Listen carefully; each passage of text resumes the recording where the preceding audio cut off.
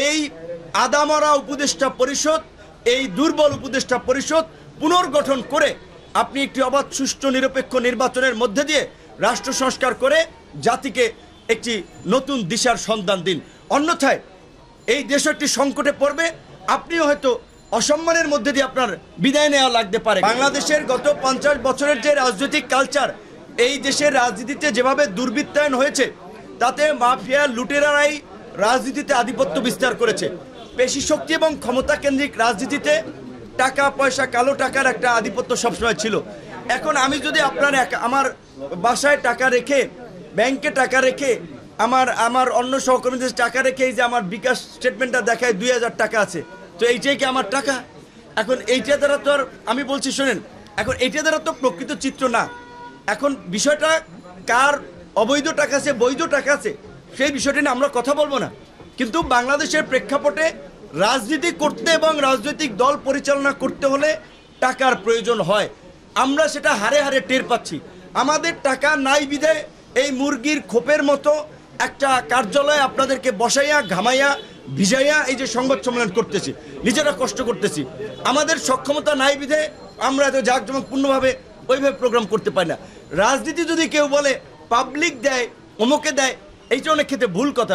যদি নিজের দলীয় নেতাকর্মীরা সাপোর্ট না করে, পাবলিক খুব বেশি সহযোগিতা করে, একটা মোমেন্টামে করে, তবে নতুন রাজনৈতিক দল সরকারের সহযোগিতা পাচ্ছে, তাদের জন্য এরকম প্রোগ্রাম করা কোনো বিষয় না, তাদের অর্থ সংস্থানও কোনো সংকট না। যদিও আমরা বিরোধী দলে থাকা অবস্থায়ও আমাদেরকে নিয়ে নানান ধরনের প্রোপাগান্ডা চালানো হয়েছে, এখনও চালাচ্ছে। কিন্তু আমরা সুনির্দিষ্টভাবে বলি, গোয়েন্দা সংস্থাকে চ্যালেঞ্জ করে বললাম, আপনারা গোয়েন্দা সংস্থাগুলোর কাছ থেকে প্রতিবেদন নেন, আমাদের কারো বিরুদ্ধে কয় টাকার কি অভিযোগ ছিল। আওয়ামী লীগের প্রোপাগান্ডা আমাদের চরিত্র উন্নয়নের চেষ্টা করা হয়েছে। আর এখনকার যারা পরিচিত নেতৃবৃন্দ ছিল, তাদের কোথায় কি আপনারা খোঁজ নেন। আর একটা কথায় ভাই যেটা বলেছেন যে প্রধান উপদেষ্টা এবং প্রেস সচিবের রেফারেন্স দিয়ে গণমাধ্যম সর্বকালের সেরা স্বাধীনতা ভোগ করছে, কথাটি কতটুকু সত্য সেইটা তো গণমাধ্যম কর্মীরাই জানেন।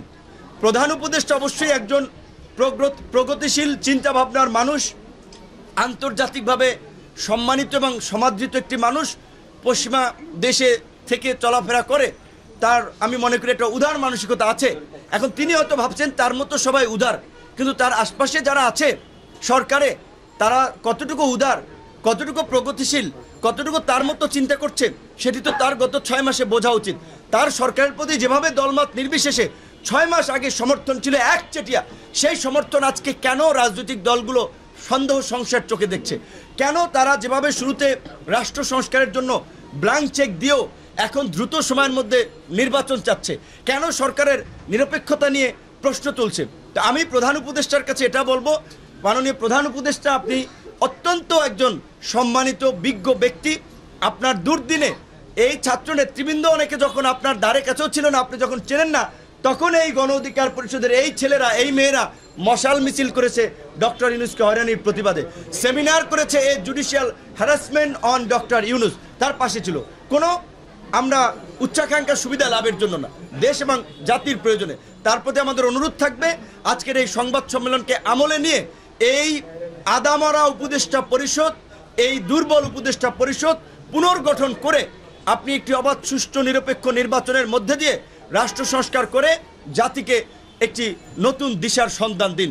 অন্যথায় এই দেশ একটি সংকটে পড়বে, আপনিও হয়তো অসম্মানের মধ্যে দিয়ে আপনার বিদায় নেওয়া লাগতে পারে। কারণ যেভাবে দেশের পরিস্থিতি তালগোল পাকাচ্ছে, আমরা খুব উদ্বিগ্ন এবং আমরা সংশয়ের মধ্যে আছি, যেই কারণেই আজকে আপনাদের সামনে এই কথাগুলো বলা।